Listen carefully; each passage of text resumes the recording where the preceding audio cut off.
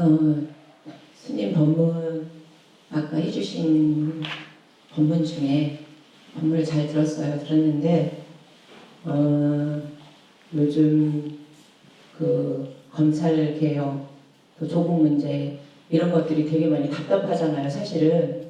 그래서 이제 어저께 그 집회에 가서 참석해서 보니까 눈에 띄는 그 프랭카드 그 문구가 산악계나 검찰 조심 없는 제도 다시 보자 이게 있는데 그게 와 닿더라고요. 그런데 이게 그 어제 동영상 보다가 예 제일 재밌게 본 건 검찰총장 얼굴을 이렇게 예. 실루엣으로 간단하게 그려가지고 밑에다 검찰총장 이렇게 써놨어요. 예. 그 압수수색할 때 짜장면 사건 예. 그걸 갖다가 거기다 붙인 것 같더라고요. 예. 그래서 어저께 그 참석을 하면서도 그렇게 많은 국민들이 오실 거라는 생각을 못하고 그냥 갔는데 11시간씩 압수수색을 하고 뭐 이런 것들 2달 가까이 저렇게 한 일반적으로 검찰에서 흘린 그 정보를 가지고 언론이 해서 이렇게 두들겨 대니까 그게 화가 나서 나오신 분들도 있고요. 처음 나오신 분들도 있고 이렇더라고요. 그래서 어저께는 그 일대가 전부 다 음식이 없어갖고 저녁을 못 먹을 정도로 그렇게 많은 분들이 오셨었어요. 그랬는데 이제 제가 스님한테 여쭙고 싶은 거는 참 그런 일을 당하면 많이 속상하거든요. 괴롭거든요. 근데 스님은 어떻게 그런 문제를 해결하시는지 어떤 문제? 어떻게 할 수 있는지요? 아니 그렇게 말도 안 되는 억울한 일 뭐 이런 것들을 당하면 속상하잖아요. 네. 예. 그래서 저는 제가 수행이 모자라서 그런 것들을 보면 이렇게 속이 상하고 괴롭고 힘든 건가? 이러면서 이렇게 수행을 더 해서 더 닦아야 그런 부분들이 좀 마음이 편안해질 건가? 뭐 이런 이게 저 나름대로 저에 대해서 이렇게 좀 이렇게 자문을 좀 해보고 이러거든요. 그래서 그 스님께서 이런 것들 어떻게 극복할 수 있는지 좀 말씀해 주시면 좋을 것 같습니다. 잘 참아야죠. 아까 오전 차담 시간에 이런 얘기가 조금 나와서 말씀드렸는데 이 세상은 어디 천상세계가 아니에요. 부처님께서는 시방에 동서남북 또 그 사이에 내사우 또 상하의 이 세계 무수한 불국토가 있다고 말씀하셨거든요. 그러니까 이 세계는 마음에 의해서 건립되고 그 세계에 무수한 중생들이 와서 살고 또 그렇게 살아가는 것이 다 부처님의 그 교화를 입어서 결국은 성불을 향해서 나아가는 과정인 거예요. 그러니까 모든 세계가 다 부처님 세계, 부처님 도량이고 일체 세계, 일체 중생이 다 살아가는 목적이 성불에 이르기 위해서 그렇게 나아가는 거예요. 이제 이 사법 세계만큼 이렇게 사람들이 부처님을 모르고 부처님의 가르침을 믿지도 않고 따르지도 않고 막 이렇게 우왕좌왕으로 온갖 잘못된 소견에 휩쓸리고 아무것도 아닌 일로 그냥 시비하고 다투고 싸우고 서로 괴롭히면서 이렇게 사는 세계가 잘 없어요. 지금 다른 불국토에 대해서 얘기하실 때도 거의 모든 국토에는 그렇게 부처님이 그 세계의 주인이고 스승이고 중생들을 그 큰 지혜와 자비심으로 이끌어 나가는 그런 세계지 이렇게 중생들이 저 천상부터 지옥까지 온통 다 이기심으로 서로 다투고 해코지하고 또 온갖 거짓말이나 속임수로 상대방을 공경에 빠뜨리고 괴롭히고 막 이런 세계는 없는 것처럼 보이거든요. 그러니까 이 육도가 현재하고 그중에 세계는 악도이고 그런 속에 이 인간 세계가 있고 지금 이 인간 세계를 우리는 이 속에 함몰되어 있으니까 너무 당연시하지만 다른 수많은 저 외계 세계들과 견주어봐도 이건 정말 험악한 세상인 거예요. 그러니까 이런 세상을 살면서 우리가 남한테 좋은 얘기만 듣고 도움만 받고 그저 그냥 마음 편하게 행복하게 살아가기를 기대한다는 것 자체가 무모한 일이에요. 살다 보면 정말 많은 부당함, 또 피해, 억울함을 감수해야 하고 그렇게 참고 살아야 살만한 그런 세상인 거예요. 여기 이런 세계를 사바세계라고 한다고. 이 사바세계를 뜻으로 옮기면 가민토예요. 온갖 부족함과 문제 혹은 고통이 있지만 이걸 그냥 강한 마음으로 참고 견뎌나가면 그럭저럭 살만한 세상이라는 뜻이에요. 무슨 꽃을 부리려고 하고 평생 아무 일 없기를 바라고 이렇게 살려고 하면 이 세계에 처음부터 오질 말아야 해요. 그러니까 다 그렇게 살다 보면 참아야만 하는 그런 일이 있게 마련이라고요. 사람마다 자기 인생에 벌어지는 가혹한 일들이 종류나 정도가 다르고 또 그걸 참아내는 참을성도 다 달라요. 근데 왜 불교에서 이렇게 참는 것을 바라밀이라고 하느냐, 인욕바라밀이라고 하잖아요. 이 참는 것 자체가 행복의 길이기 때문에 그런 거예요. 잘 참는 걸 통해서 수행이 이루어지고 거기서 깨달음을 통한 열반의 증득이 가능하기 때문에 그런 거예요. 그래서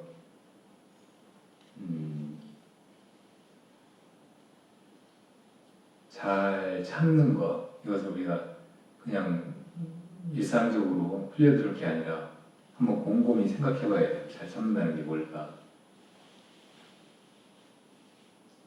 어제 제가 건강 얘기랑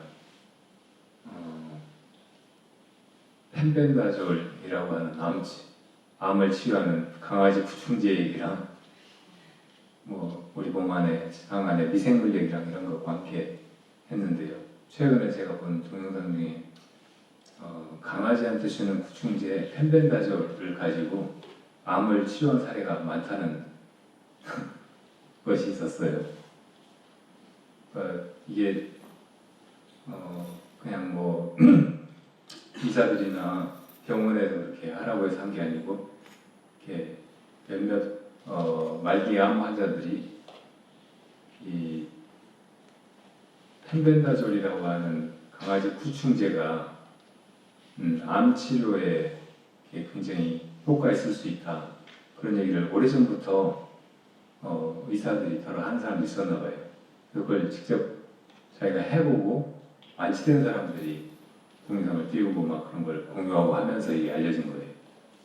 펜벤다졸 약이 한 5,000원어치 사 먹으면 태양 말기가 나와버리고 막 한다는 거예요.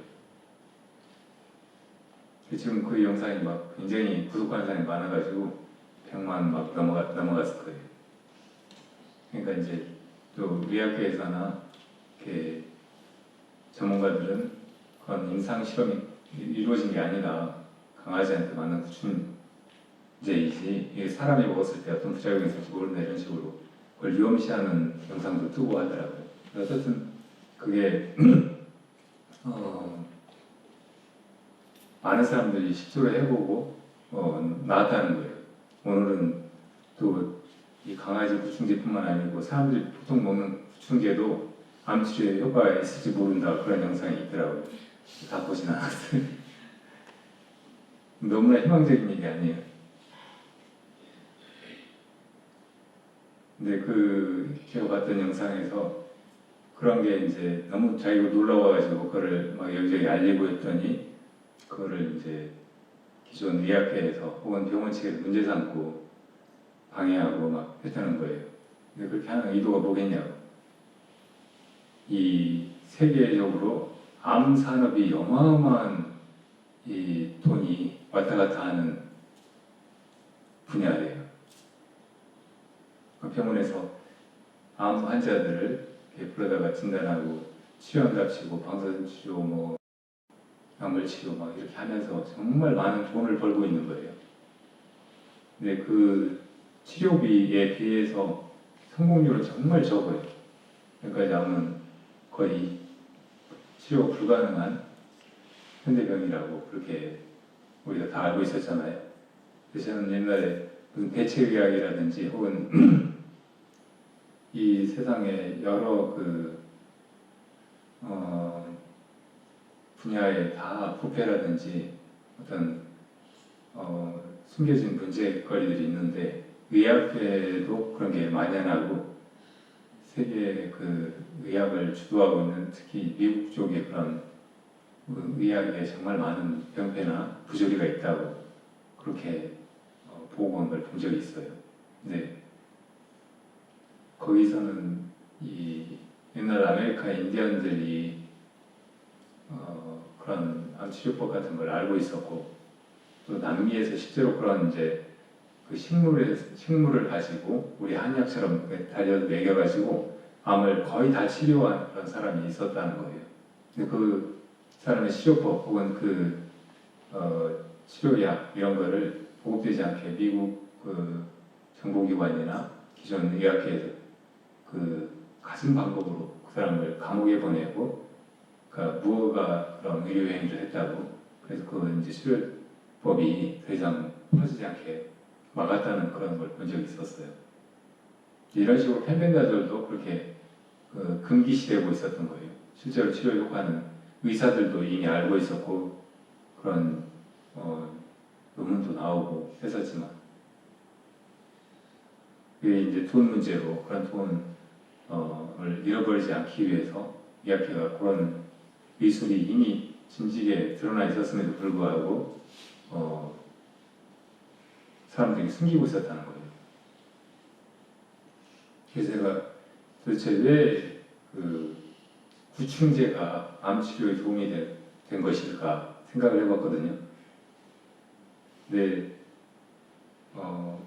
우리 어릴 때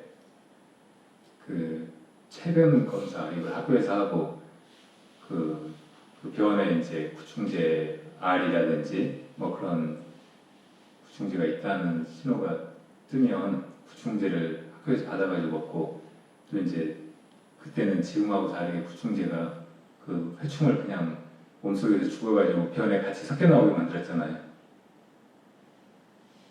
그때를 생각해 보니까 그리고 이제 생물학 시간에 배우길 이 인간의 소화액은 식물성이든 동물성이든 음식으로 들어온 걸 다 분해시킨단 말이에요. 근데 그 소화액이 우리 몸 안에 장기를 분해하진 않잖아요. 위에서 소화액이 나오는데 위 자체가 만약에 분해돼 버린다면 위가 그냥 다 무너져가지고 죽게 되잖아요. 장이 또 이제 그 소화액이 같이 나가는 건데 장이 다 못 쓰게 돼버리겠죠. 근데 그건 멀쩡하잖아요. 이건 왜 그래요? 이 소화액에 분해되지 않게 우리 장이 어떤 저항성을 가지기 때문에 그게 없으면 그냥 몸속에 들어온 음식물로 들어온 동물의 몸이라든지 식물 같은 것이 다 분해되듯이 없어져 버리는 거죠. 근데 회충은 거의 살아남는 거예요. 이게 뭐하고 같으냐면 암세포하고 비슷한 거예요. 암세포는 자기가 만들어낸 생체 세포거든요. 근데 왜 암세포가 생길까요? 우리가 항상 배우듯이 우리 몸은 그대로 있지 않고 수없이 많은 세포가 새로 생겨나고 죽어가고 하잖아요. 근데 이 세포의 어떤 변화가 신진대사가 자기 몸이 혹은 각각의 장기가 제 기능을 하면서 잘 작동하게 이 세포의 변환이 일어난다.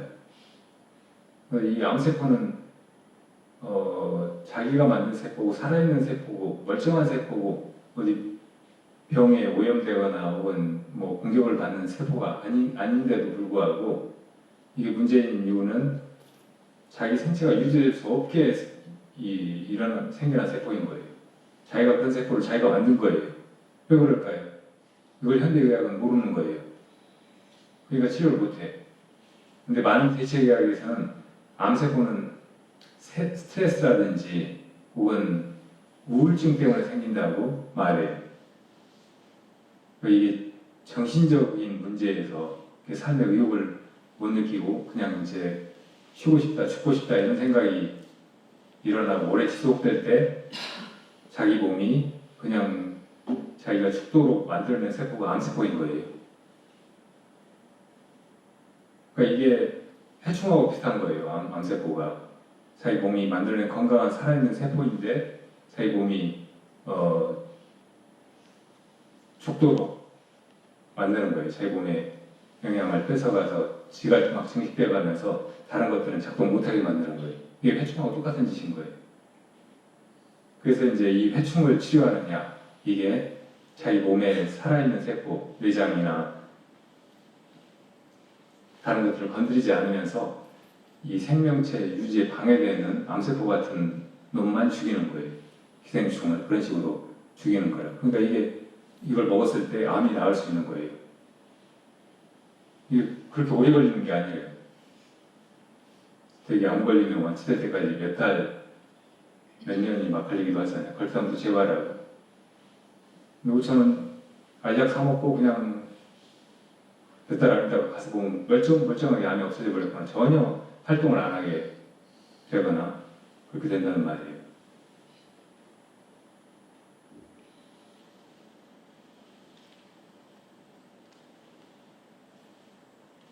그러니까 결국은 마음이 주인이라는 말이고, 마음이 이 세상 뭔가 시련이라든지 곤란함, 고통 이런 것을 참지 못하고 거기서 스트레스만 받으면 이제 죽게 되어간다는 뜻이에요. 그러면 생기는 병이 암 같은 것이라. 그러니까 먼저 이 암 같은 데 안 걸리고 건강하게 잘 살아가려면 자기 마음이 인욕심을 가져야 된다는 뜻이에요. 이 세상을 다 바꿀 수는 없잖아요. 다 마음에 들게 바꾸지 못한다고. 다른 사람도 바꾸기가 힘들어요. 사람 잘 달라지지 않잖아요. 아무리 교육하고 아무리 누가 이래라 저래라 한다고 해도 잘 안 달라지는 게 사람이에요. 그럼 어떻게 해야 되냐? 자기 마음을 바꾸는 거예요. 자기 마음을 더 너그럽게, 더 편안하게 스스로 챙기는 거예요. 이게 바로 인욕심이다. 스트레스가 오는 상황이 벌어져도 그거를 그럴 수도 있지. 이거 내가 참을 수 있어. 그냥 좀 더 너그럽고 넉넉한 마음으로, 따뜻한 마음으로 저 사람을 보자. 이 일을 대하자. 이런 마음으로 보는 거예요. 이것이 인욕바람이에요. 그렇게 하다 보면 이미 자기 마음이 그래도 괜찮다는 걸, 그런 일이 벌어졌음에도 불구하고 누가 자기를 싫어하거나 해치려고 해도 괜찮다는 걸 자기 스스로 금방 느끼는 거예요.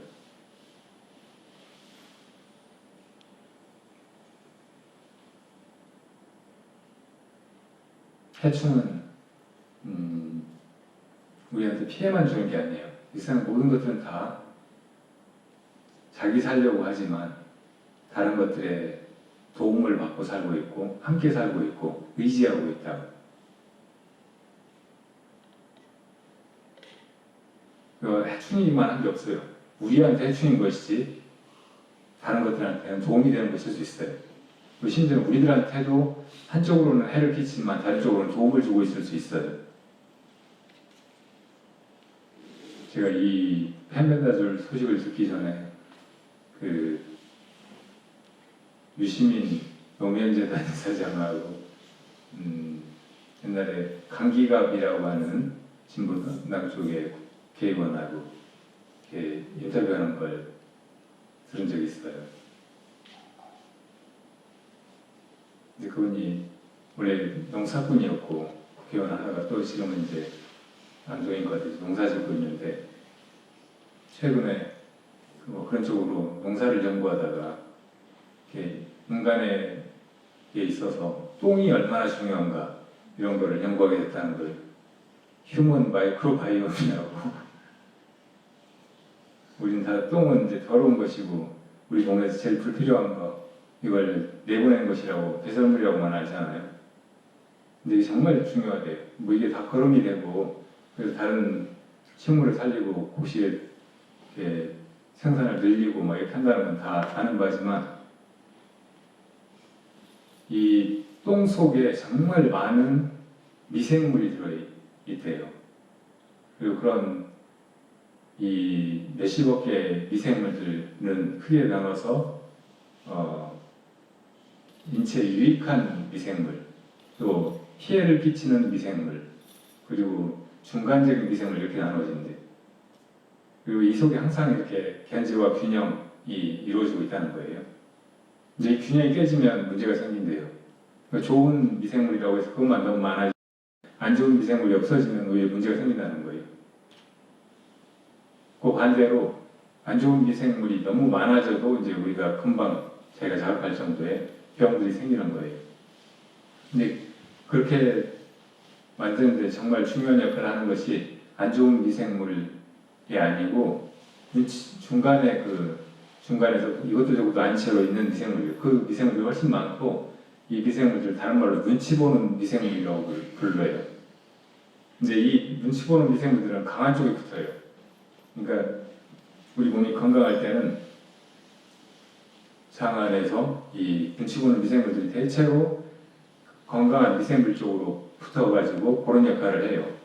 근데 안 좋은 미생물들이 많아져가지고 이쪽이 조금 우세해지면은 이 중도층이 확 이쪽으로 휩쓸리면서 장이 먼저 무너져 버리는 거예요. 근데 우리 몸은 건강해질 때도 장이 먼저 건강해지고 또 건강을 잃을 때도 장이 먼저 무너진대요. 그러니까 이 눈치 보는 미생물들이 어느 쪽으로 쏠리느냐에 따라서 내가 건강해지기도 하고 병이 나서 죽게도 되고 한다는 말이에요. 그러니까 이 눈치 보는 미생물도 굉장히 중요하고 또 좋지 않은 미생물 역시 이 균형을 이루는 데 있어서 혹은 이쪽을 건강하게 제 역할을 하게 하는 데 있어서 중요한 역할을 한다는 거예요. 한쪽으로 다 없애버리면 안 돼요. 무조건 미생물이 많이 생산에 살아있어야 되고 거기서 균형만 잘 맞으면 되고 가능하면 조금 건강한 미생물, 좋은 쪽의 미생물이 더 많고 이놈들이 활발하게 활동하도록만 해주면 된다는 거예요. 그 사람이 건강이 무너져가지고 문제가 생기면은 제일 즉각적인 처방이 똥을 바꿔주는 거예요. 음식을 먹어서 똥을 바꾸는 게 아니고 건강한 사람 똥을 갖다가 장에다가 지켜펴주는 똥 이식을 하는 거예요. 근데 제일 건강한 사람들 똥이 원시적인 생활을 하는 사람들, 지금 아프리카에서 살고 있는 사람들 똥이 제일 건강하죠. 이 사람들 똥은 우선 대변 양부터 유럽 사람들보다 6배가 많대요. 그리고 그 미생물의 그 농도가 아주 좋은 거예요. 이 건강한 토양의 미생물이나 건강한 사람 장 속의 미생물이나 다 똑같다는 거예요. 그리고 그것이 그대로 이제 거름으로 쓰이든 다른 사람한테 이식이 되든 가서 이제 다른 개체를 건강하게 한다는 거예요. 어떤 그 병 이름을 잊어버렸는데 항상 이유 없이 아픈 병이 있어요. 이제 그런 사람들은 크론병인가 뭐 그런 병 가진 사람을 가진 방법을 치료해 보려고 안 되는데 똥만 갖다가 건강한 사람 이식을 해주면은 그냥 자기 똥이 아니고 다른 사람 똥이 장속에 들어왔을 뿐인데 확 건강이 좋아지는 거예요. 그리고 안 아프게 되는 거예요. 눈치 보는 미생물들이 혹은 무기를 가진 미생물들이 확 살아나가지고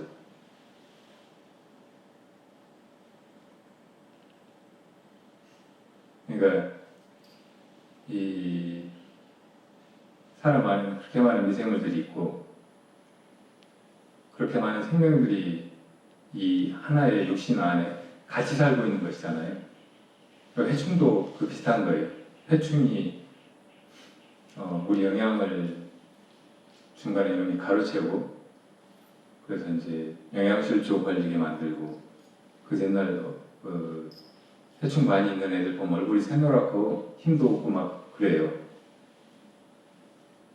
근데 그러니까 이놈들 해충이라고 규정하고 다 죽이기만 하고 이게 꼭 건강한 게 아니라는 말이에요. 제가 또 본 어떤 의학 동영상에 보니까 어떤 병도 다른 어떤 식으로도 치료가 안 되는데 몸 안에 해충이 있는 사람은 그 병이 없다는 것을 발견하고서 해충을 일부러 뱃속에다 넣어주니까 그 병이 나와버리는 거예요. 해충이 나쁜 짓만 하고 있는 게 아니라는 말이라고. 어쩌면 이렇게 막 꼬박꼬박 기생충약 먹고 완전히 해충 없는 상태로 살아야 오히려 건강한 게 아니고 좀 있어도 괜찮고 오히려 있어야 더 좋은지 모른다고. 그렇게 나에게 피해를 끼치는 것이나 좋지 않은 것, 뭔가 부족한 것 이런 것들에 대해서도 우리 마음에 조금 더 인욕심이 있어야 돼. 너그러운 포용력이 있어야 된다는 말이에요. 그냥 뭐 저것들 다 없어져야 된다. 그게 내가 산다 이렇게만 생각할 게 아니고 그것들이 우리들한테 주고 있는 도움이나 설령 피해를 끼치더라도 나를 더 각성하게 하고 강하게 하고 있다는 것을 잘 알아차릴 필요가 있다고. 이게 바람직한 큰 인욕심이에요. 무조건 그냥 참아내면 되는 게 아니고 잘 인욕하는 길, 그 자체가 인욕 바람이에요. 살면서 좀 힘든 일이 있고 자기를 못 살게 하는 사람이 있고 그래도 내 마음을 먼저 챙기고 이 마음이 그래서 적대적으로 미워하는 마음으로 혹은 괴로운 마음으로 그냥 가지 않도록 잘 돌이키는 것, 이것이 우리가 건강하게 잘 살아가는 길이고 그것이 이 세상을 조화롭게 만드는 거예요. 네. 인욕바람일은 그렇게 뭐 좋은 조건에서 좋은 사람들하고만 살면 살 수 있는 게 아니고 여러 가지 불편하고 힘든 역경 속에서 나에게 괴로움을 끼치는 그런 이웃들과 더불어서 해나가는 거, 그분들 덕분에 해나가는 거고, 그러니까 그렇게 큰 인욕심을 지닐 수 있어야 이 세상에서도 의미 있는 좋은 인생을 살 수 있고 많이 성장할 수 있고 다른 사람도 도울 수 있고 함께 할 수 있고 그런 거죠. 저희는 그런 인욕심을 지녀야 우리가 점점 더 너그러워지고 편안해지고 그럴 뿐더러 외모도 그렇게 아름다워지고 또 다른 사람들을 이렇게 편안하게 행복하게 해줄 수 있는 그런 모습으로 변해간다고 하셨어요. 지금 조국 잘생겼다고 난리잖아요. 조국이 잘생겨서 이 사단이 나는지 모른다고. 근데 조국이 왜 잘생겼겠어요? 그렇게 많이 전생에 참아서 그렇겠지.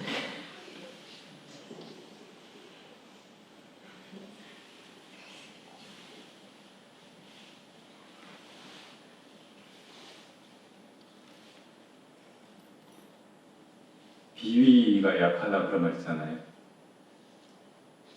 우리가 분별심이 많을수록 조금만 자기한테 피해가 오고 마음에 안 들고 성이 안 차고 하면 막 불쑥 싫은 생각이 나고 표정이 찡그려지고 화가 나고 막 이렇게 하는 게 비위가 약한 거예요. 그런 인욕심이 적은 거예요. 너그러움이 부족한 것이라고. 조금 마음을 더넓히고 이렇게 편안하게 바라봐. 그렇구나. 그럴 수도 있구나. 이렇게 생각하고 이렇게 그냥 보아 넘기거나 묵묵히 참거나 혹은 좋아지길 기다리거나 진심으로 충고해서 좋아지도록 돕거나 이런 마음을 가져야겠죠. 부처님은 그런 인욕심이 아니었다면 어떻게 이 세상에 오시고 그 험한 중생들을, 우리 같은 중생들을 제도하시고 할 마음을 내셨겠어요. 우리 본사 서가모니 부처님을 제일 용맹한 부처님이라고 한다. 시황세계 다른 어떤 부처님도 석가모니 부처님과 같은 그런 이 세계에 와가지고 중생을 구하시지 않거든요. 또 이 사바세계도 그나마 겁증의 시기, 소급이 이렇게 한 중급 안에 20번씩 오르락내리락 하는데 겁증의 시기에는 사람들이 다 어질고 악업을 짓는 사람이 잘 없어요. 또 싸우는 일도 없고 전쟁도 없고 그러니까 뭐 질병도 없고 자연재해 같은 것도 없고 그러니까 그런 시기에는 사람들이 거의 천상의 신들 같아요. 그런 세상에 오시는 부처님은 석가모니 부처님처럼 용맹한 분은 아니에요. 정말 큰 보살심을 가진 그런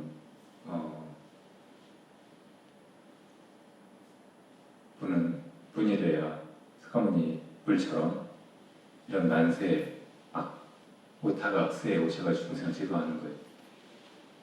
그러니까 우리가 석가모니 부처님에게서 그런 용맹한 인욕심을 배워야 돼요.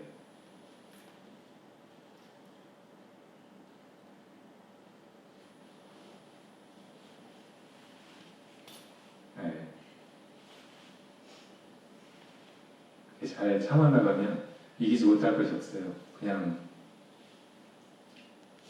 견디면 다 견딜 수 있는 것들이라고. 뭐 죽음도 견디고 뭐 극고의 병고도 견디고 막 하는데 남들한테 좀 안 좋은 소리 듣는 거 뭐 이런 것 정도는 사실 별거 아닐 수도 있어요. 견디는 힘으로 이렇게 헤쳐나가다 보면 다 이길 수 있다.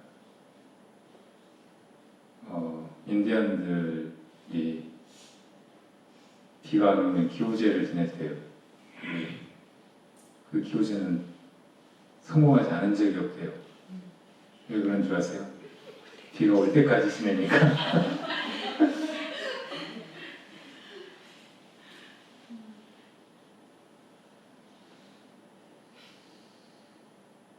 사법개혁을 하고 정말 좋은 민주국가를 만들고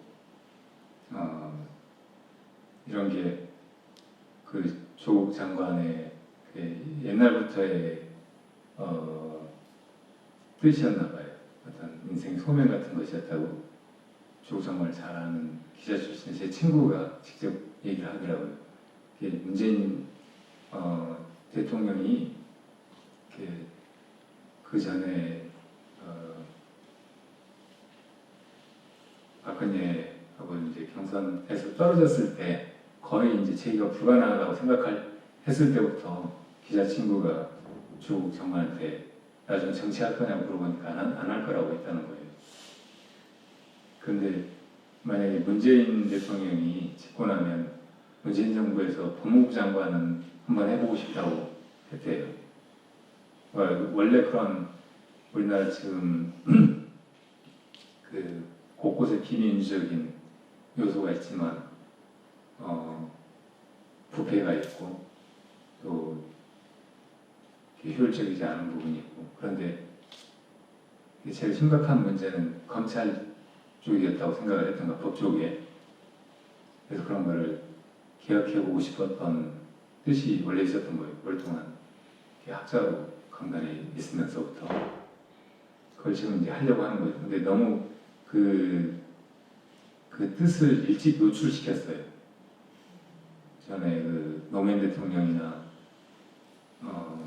또 김대중 대통령부터 처음에 집권해가지고 그냥 대통령은 바뀌었지 기존의 기득권 세력은 그대로니까 그 저항에 부딪혀가지고 뜻을 제대로 펼칠 수가 없었잖아요.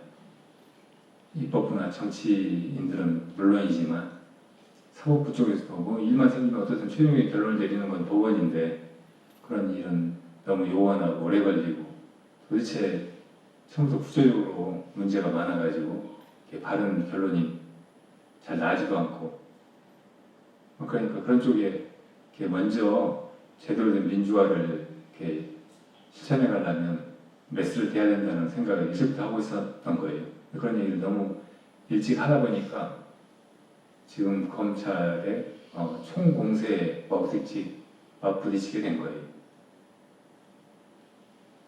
검찰이 그러니까 이제 기존의 기득권 세력이 다 합심해가지고 조국을 낙마시키려고 이렇게 덤벼들고 있는 거죠. 혼자 그냥 그 모든 걸 다 떠안았어요. 조국 장관이 검찰 개혁을 어떻게 하느냐고 물으니까 아무리 파헤쳐도 아무런 흠결이 없는 사람이 법무부 장관이 돼가지고 일단 인사권을 써서 저항하는 검사들을 자르면 된다 이렇게 얘기했어요. 그러니까 어떤 검사가 거기에 동조하고 자기들 밥줄이 끊어지는데 호락호락 넘어가겠어요. 윤석열도 마찬가지로 그냥 그 사람이 청문회 때 별로 문제될 게 거의 없었잖아요. 부인한테서 뭐가 좀 돈이 많다는 거 그런 점 드러났고 뭐 자기 부하인가 뭐 관계된 사람을 비호해 주느라고 거짓말한 거 그런 정도만 문제가 됐지. 그런 사람이라고 해도 자기는 사람한테 원래 이제 사람한테 충성하지 않는다. 원래 검찰은 권력의 개라고 하고 권력의 주구라고 모든 세계의 검찰 권력은 다 정치 권력에 붙어서 공무원이니까 자기들 밥줄이 거기 달려 있으니까 거기 굴복하고 복종하고 따르고 하지 않을 수가 없어요. 윤석열은 권력자 혹은 개인한테 충성하지 않지만 권력에 충성한다고 말했다. 그런 사람이죠. 그리고 자기는 성향이 보수라고 말했어요. 근데 그 전에 적폐 검사로 박근혜 정권 때 그 일들을 수사하는데 공이 있어서 검찰총장으로 지명되고 발탁되고 막 이렇게 하긴 했지만 그 조직에 충성한다는 말이 검찰에 충성한다는 말이 되어버렸다고. 원래부터 그런 뜻이었는지 어떤 결과적으로 이 사람이 뭐 조직에 충성하는 무슨 그런 단순한 조폭 같은 그런 마인드 이런 것뿐인지 기본적인 수량이 있는 사람인지 없는 사람인지 의심스러울 만큼 저렇게 경우도 없이 도에 지나치게 저렇게 하고 있는데 그래서 이렇게 그냥 온 나라가 다 소용돌이 휩쓸려가지고 빠져나올 길을 못 찾고 있잖아요. 근데 이런 거를 어떤 조국 장관이랑 문재인 정부가 보면서 막 안절부절하고 있다.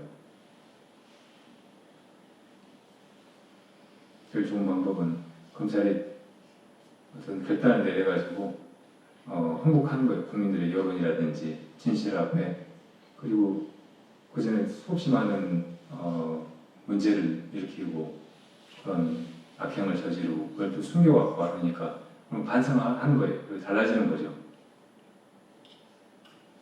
검찰 내부에서 그런 일이 일어나기는 거의 불가능하고 지금과 같은 구도에서 법무장관이 주도해가지고 그 개혁을 이뤄내야 된다. 그렇지 않으면 한국 사회가 아무리 막 정권을 이받고 저리받고 촛불시위를 10번, 100번 한다고 해도 정말 좋아지는 데는 한계가 있어요. 우리가 그동안 살아오면서 무슨 사람들 사이에 인양사당의 시비가 있어가지고 그런 걸 이렇게 고소고발하고 그래서 얘네들이 조사를 받거나 혹은 재판장에 가서 판결을 받거나 해보면 다 알아요. 지금 우리나라 사법부가 얼마나 썩어 있는지. 이게 정의의 어떤 잣대가 아니라 그냥 소수 사리사욕밖에 모르는 별로 도덕적이지 않은 그런 사람들에 의해서 아무렇게나 판결이 일어나고 정의가 정말 막 주물러지고 있다는 걸 다 느낀다고. 이걸 바로잡지 않으면 어디에서도 정의를 세울 잣대를 찾을 수가 없어요. 사람들은 그냥 기본적인 양식이나 혹은 통념적인 도덕으로 그걸 가릴 수가 없으니까 법정에 가가지고 법에 의해서 그거를 심판받으려고 하는 거잖아요. 근데 그 법을 적용하고 그래서 시비를 가리고 이렇게 하는 사람들 속이 정의롭지 못하고 이렇게 부패해가지고는 절대 이 세상 정의가 있을 수가 없다고. 그러니까 그런 세상에 사는 사람들 속에 정말 많은 부당함이나 억울함이 있을 수밖에 없거든요.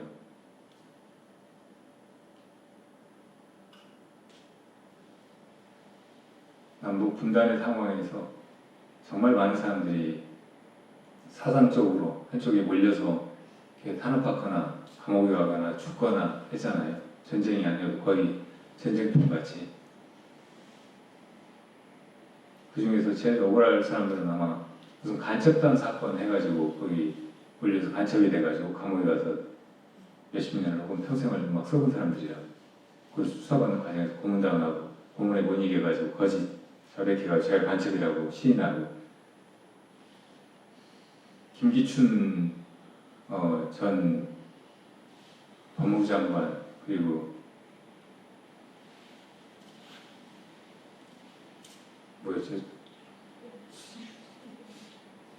정부에서 박근혜 정부에서 김기춘 직책이 뭐였냐고 비서실장 그 사람 때 만들어진 가짜 간첩 사건이 90몇 건이에요.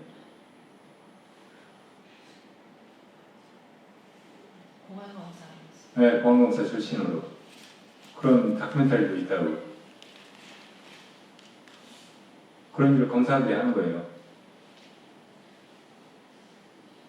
여러분들이 그걸 당했다고 생각해 보라고.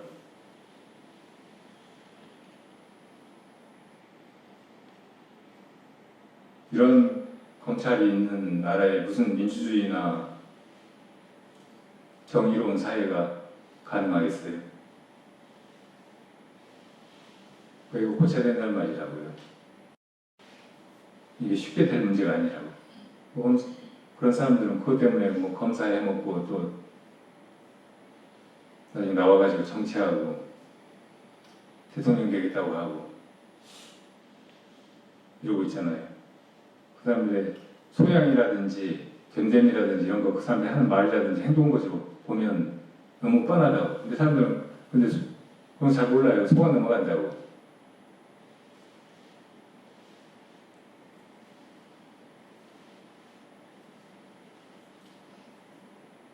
그냥 이걸 모른 척하고 참고 있어서는 안 되고 그런 걸 잘 알고도 그런데 우리가 시달리고 그냥 너무 억울해서 그냥 가슴을 쥐어뜯고 울고 죽고 막 그렇게 해서는 안 되고 그걸 더 넉넉하고 여유로운 마음으로 이겨나가야 된다. 이것이 바른 인욕이에요. 그리고 옳지 않은 거 잘못된 거 이런 걸 바르게 보고 바르게 말할 수 있어야 된다. 국민은 그걸 바르게 드러내고 표출하고 시위하고 그렇게 함으로써 뭔가를 바로잡아 나가야 돼요. 국민이 나서서 그렇게 돕지 않으면 소수 뜻을 가진 사람들 그런 내용을 잘 알고 바른 방법을 찾아내는 그런 인텔리들이 몇이 있다고 해도 일이 되지가 않아요. 어제 200만 모였다고 하는 서초동 집회 같은 거는 지금 이런 정국을 되돌려서 정말 그런 검찰개혁이 실제로 일어나고 여론이라든지 국민적인 의견이 그렇게 그동안 기만당하고 속아서 잘못 판단하고 있던 걸 확 되돌려가지고 진실에 입각해서 비로소 정의로 설 수 있게 만드는데 큰 계기가 돼야 된다.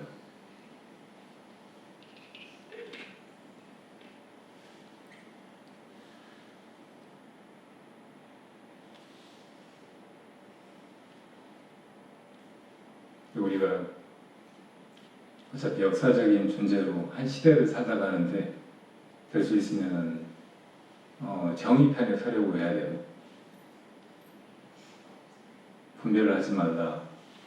그건 세상은 다 버리고 수행하는 것만이 우리를 열반해지게 한다. 이런 것이 부처님의 가르침이라고 해도 이 세상 일에 대해서 그냥 눈 감고 모른 척하고 비겁하게 타협하고 그러는 것을 말하는 게 아니에요. 부처님이 어떻게 하셨는 거 잘 보면 알아요. 왕이 와서 물어보면 어떻게 해야 저 많은 사람들을 바르게 다 도움이 되게 다스려갈 수 있는가, 그런 걸 일러주시고, 대신들이 와서 어떻게 해야 좋은 나라가 되느냐고 하면 서로 화합하고 항상 대화하고 의견을 묻고 그렇게 해서 해가야 된다고 가르치시고, 또 사람들이 이 세상에서 선이라든지 혹은 의로움을 위해서 이렇게 좋은 마음으로 행동하고 실천하고 그렇게 살아가는 건 다 바른 일이라고 하시잖아요. 우리가 이 세상을 살아가는 동안은 내가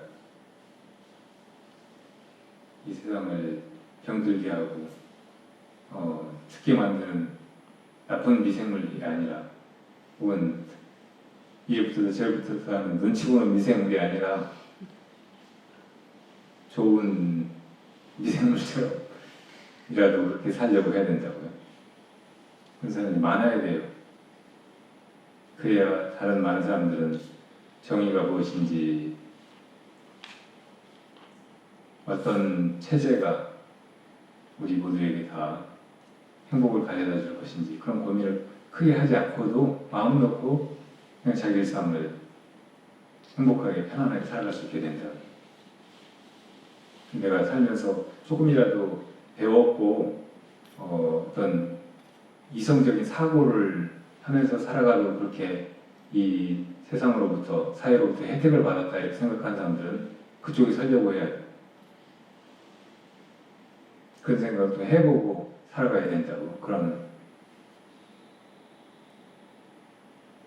쪽에 시간을 할애하면서 살아야 된다고.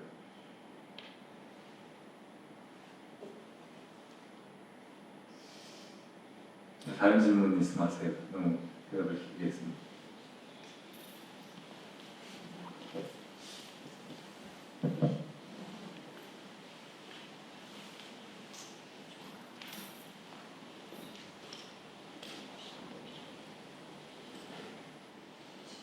가셔야 되나 봐요. 다 가자고요.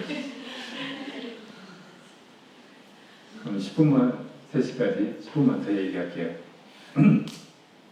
질문 하나 들어온 겁니다. 있어요? 네. 갖다 주실래요?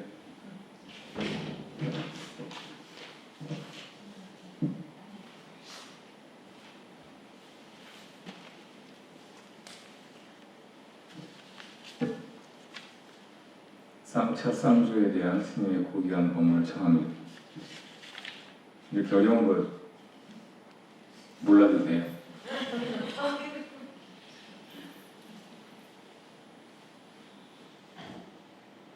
바르게 산다는 것, 이거는 제 중도를 알고 산다는 말이에요. 제 가르침을 한마디로 압축한다고 하면 중도라고. 치우치지 않는 것, 분별에 떨어지지 않는 것을 말해요. 이것저것, 좋은 거, 나쁜 거, 옳은 거, 그런 거, 이런데 치우쳐가지고 그걸로 따지고 있어서는 결코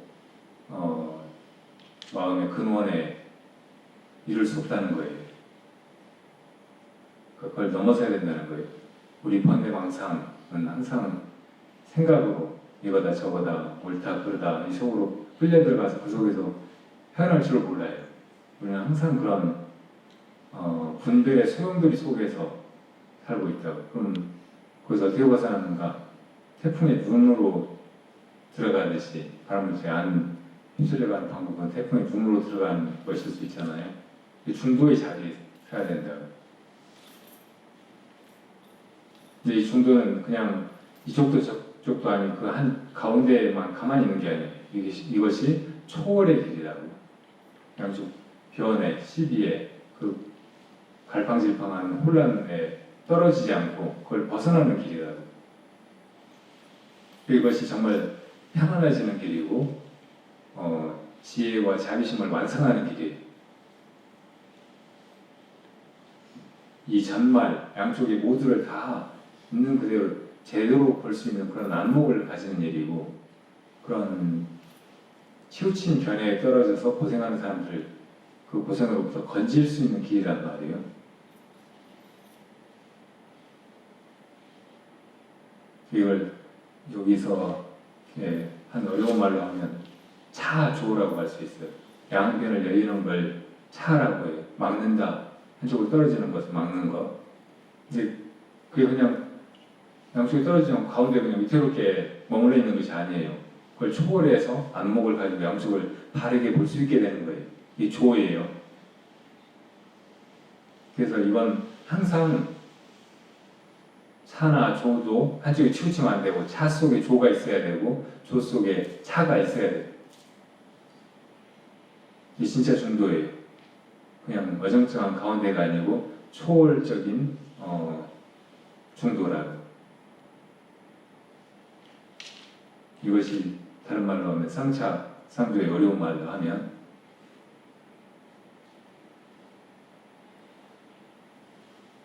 요즘 사람들 제일 많이 편가르는 프레임이 진보냐 보수냐이잖아요. 역사는 사실은 굉장히 많은 경우에 지금 이 상태를 지킬 것이냐 혹은 변화시킬 것이냐 이런 문제를 가지고 다툼이 벌어지고 정쟁이 일어나고 많은 사람들이 거기 뭐 죽기도 하고 해온 건 사실이에요. 그 진보 보수의 틀을 가지고 정치 역사를 보지 않으면 파악이 안 되는 것이 굉장히 많다고. 근데 꼭 그 틀만 가지고 볼 수는 없어요. 이건 우리 안에서 하나의 사안을 두고 이러자 저러자 이렇게 하는 문제지, 조금만 밖을 보고 전체를 보고 이 흐름을 보면 이런 논쟁이 아무 의미가 없다고. 그리고 그 틀만 가지고 보면은 잘못된 결론을 내리기가 너무 쉬워요. 예를 들어 청나라가 명나라를 제압하고 오랑캐 쪽인데 중원을 차지하고 이제 조선에도 이렇게 굴복을 하든지 혹은 뭐 저항을 하든지 이런 이제 압력을 가해온단 말이에요. 그럴 때 이제 싸우자 주연파가 생겨나요. 혹은 대세가 이미 기울었으니까 그쪽으로 붙어서 그냥 파해를 하자, 명나라를 벌리고 막 이런 쪽이 생겨나요. 주화파가 생겨나죠. 그럼 둘이 막 엄청나게 싸운다고. 어느 쪽이 옳아요?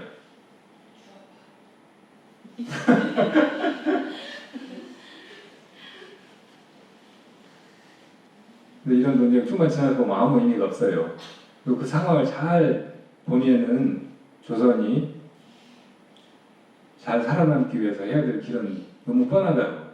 근데 그 논쟁에 휘말려가지고만 보면은 우리한테 도움도 하나도 안 되는데 그냥 명나라, 죽어가는 명나라에 붙어가지고 그냥 국군을 갖다가 다 팔아넘기는 꼴밖에 되지 않는단 말이에요. 그러니까 그 주화냐 주전이냐 막 이 논쟁 속에서 이걸 볼 게 아니고 전체를 봐야 되고 실상을 직시해야 되고, 그걸 옳다 그르다 이게 배신이다 아니다 막 이런 것만 따지고 있어서는 안 된단 말이에요. 기존의 것을 지키느냐 마느냐 이런 틀만 가지고 봐서는 안 된다는 말이라고. 이 세상의 모든 싸움이 다 이쪽 저쪽이 있어서 생기는 거고,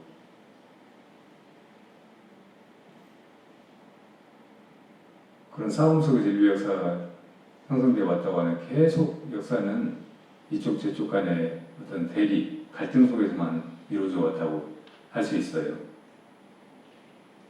이게 피할 수 없는 것이기도 할지 모르지만 그래도 항상 그 틀로만 보면은 거기 매몰돼가지고 전체를 못 보고 그걸 초월적으로 벗어나서 이제 정말 전체를 다 좋은 쪽으로 끌고 가는 그런 에너지는 결집시킬 수가 없게 된다고.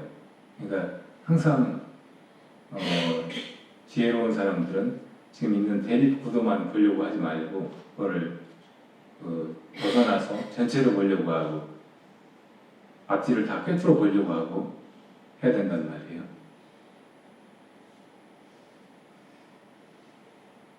그래서 그렇게 시비 분별 속에서 이쪽인가 저쪽인가를 따지기보다는 중도적인 그런 관점, 정말 어정쩡한 가운데가 아니고 부처님과 같은 그런 안목으로 바르게 통찰하고 무엇이 우리 모두를 위한 길인가 이렇게 생각할 수 있어야 된다.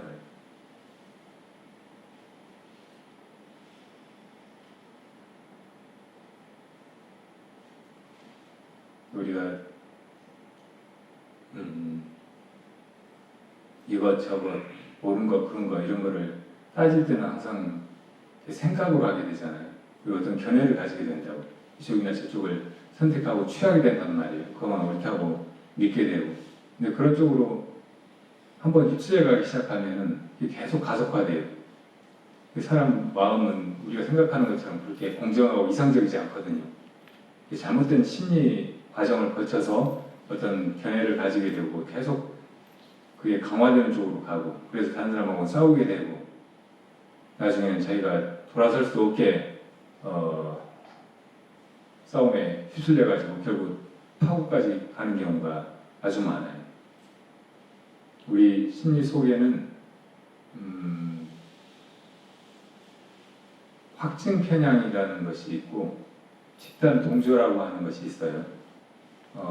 확증 편향은 자기가 혹시 저 사람 나쁜 사람 아닌가 하는 생각을 처음에 가지게 됐으면 다음에 그 사람에게 나쁜 것을 자꾸 봐요. 정말 맞았구나. 이 사람 알고 보니까 정말 처음에 보던 대로 아주 나쁜 놈이로구나 이렇게 자꾸 보게 된단 말이에요.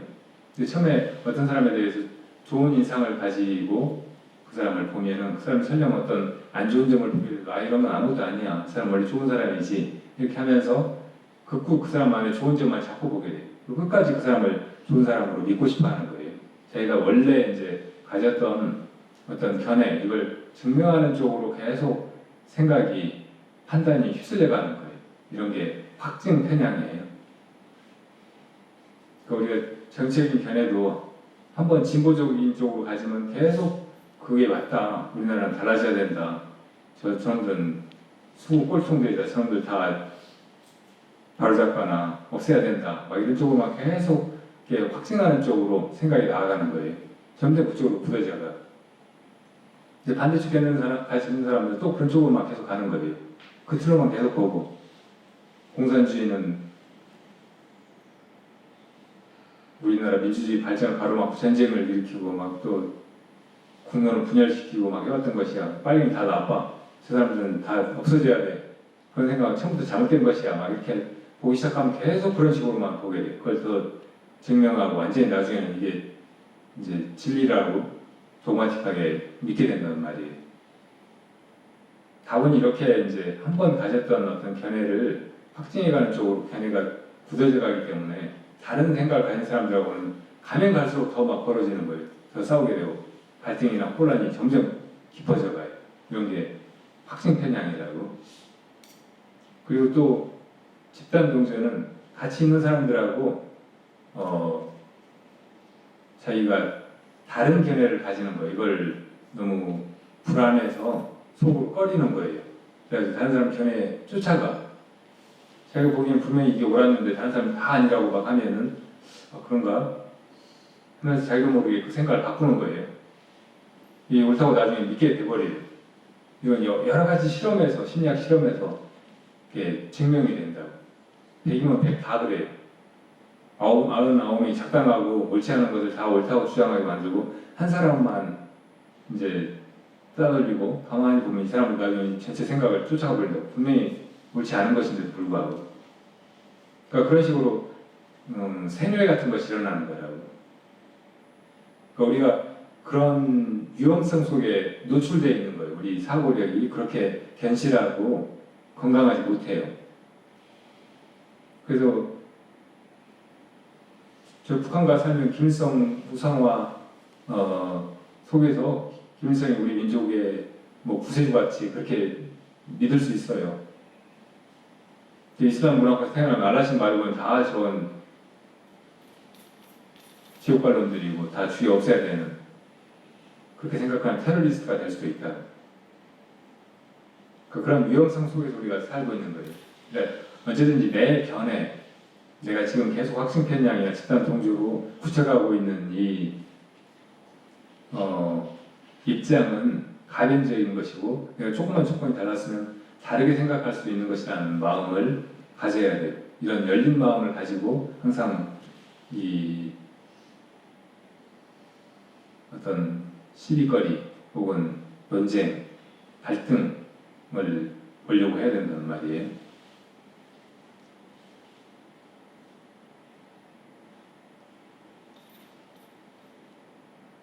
그렇다고 해서 이제 그런 견해를 가지지 않으려고 하고 어중이 떠중이로 눈치 보는 미생물처럼 그렇게만 살려고 하면 안 돼요. 그러니까 조금 더 주체적으로 살아가면서 사람들에게도 도움이 되는 그런 인생을 살고 싶다면, 예, 부처님처럼 진정한 중도의 관점에 서야 된다는 말이에요. 그냥 이쪽 저쪽이나 다 이게 상대적인 견해에 불과하다는 것을 잘 알면서도 그걸 바르게 잘 보고 전체적으로 앞뒤의 흐름 속에서 무엇이 우리 모두에게 다 도움이 될 것인가, 이런 관점으로 일을 보고, 이게 어떤 사람도 배척하거나 혹은 적으로 몰아세우기보다는 결국은 같이 가려고 하는 큰 마음을 가져야 된다는 거예요.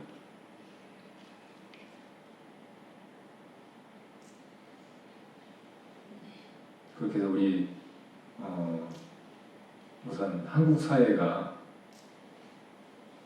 정말 많은 사람들이 진정한 민주주의에 눈뜨고 다 건강하고 살아있는 참여적인 주체적인 그런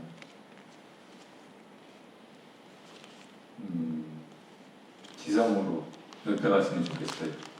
그 사람들이 다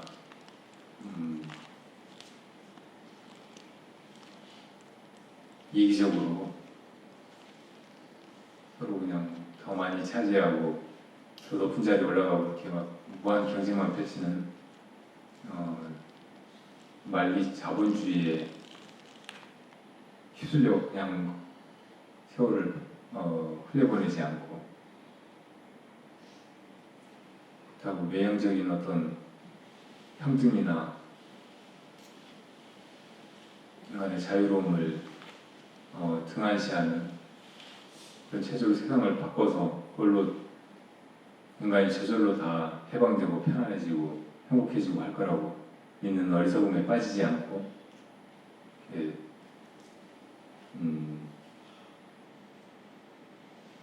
훨씬 지혜롭고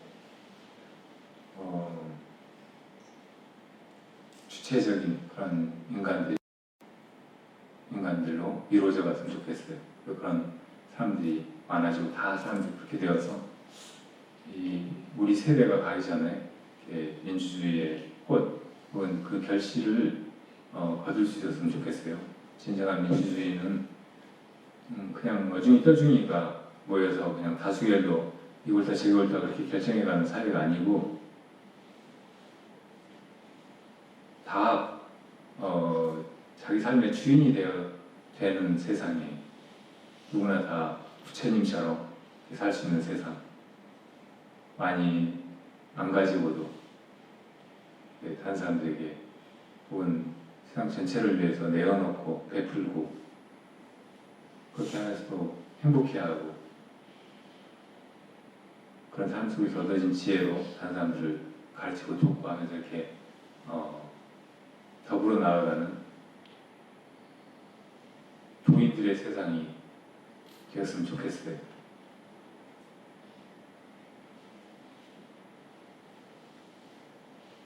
한국 사회의 그 규모도 그렇고 인구도 그렇고 역사도 그렇고 그런 민주주의를 어찌 보면 제일 먼저 이루어갈 수 있는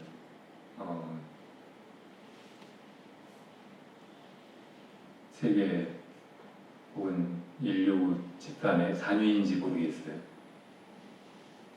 그리고 조금 더 깨어있는 마음을 가지고 그걸 잘 지금 이렇게 벌어져가고 있는 일이나 우리 역사의 흐름을 잘 보면서 바르게 처신하고 행동하고 견해를 가지고 목소리를 내고 행동하면서 살아갔으면 좋겠습니다. 그렇게 하면서 우리 그 불도를 닦아가는 일도 그 속에서 이루어갔으면 좋겠고요.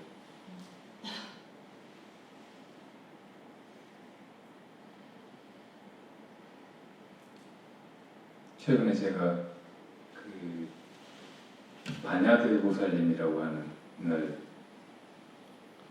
남부군 지리산 빨치산 출신의 보살님 그 전기 같은 걸 이제 손봐서 내려고 하고 있어요. 한 3년 전에 그 보살님 돌아가셨는데 그리고 그 빨치산 2, 3년의 기록을 손수 남겨놓으셨는데 그래서 제가 제 손에 들어왔는데 그걸 펴내려고 하다가 우리 그 보살님 인생이 펼쳐진 큰 현대 역사를 어떻게 봐야 하는가 이런 거시적인 문제로 좀 고민이 생겨서 좀 놔두고 있었어요.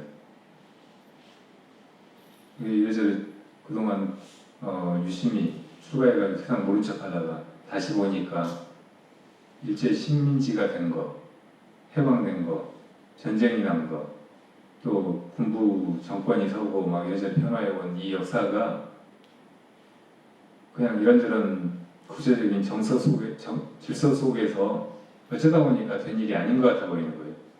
그게 보지 않는 거대한 음모가 있는 것처럼 보였어요. 그래서 이 보살님의 일생 혹은 지리산에서 했던 그 빨치산 활동도 그런 맥락에서 보면 너무 이게 억울하고 지금 와서는 정말 속았다는 느낌밖에 없는 허무한 얘기인 거예요.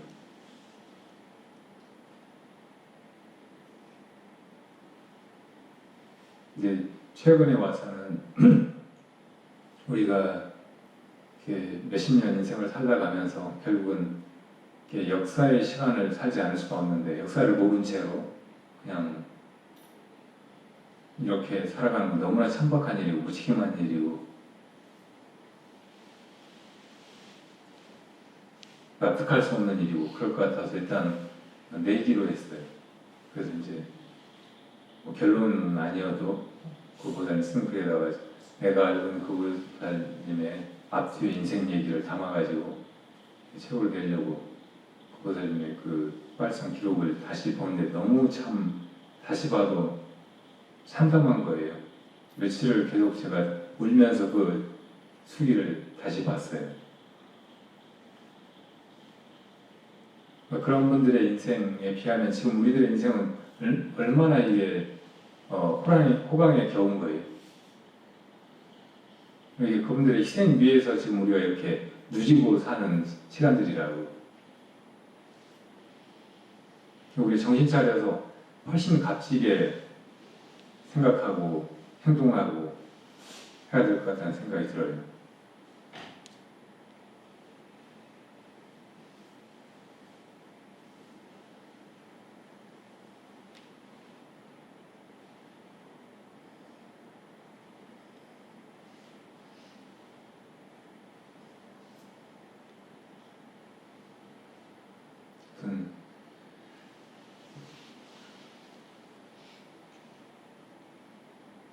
불교 민주주의가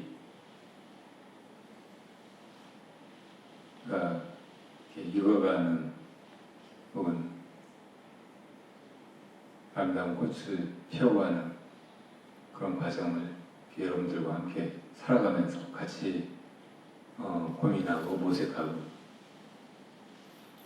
열어가게 되기를 바랍니다. 마칠게요.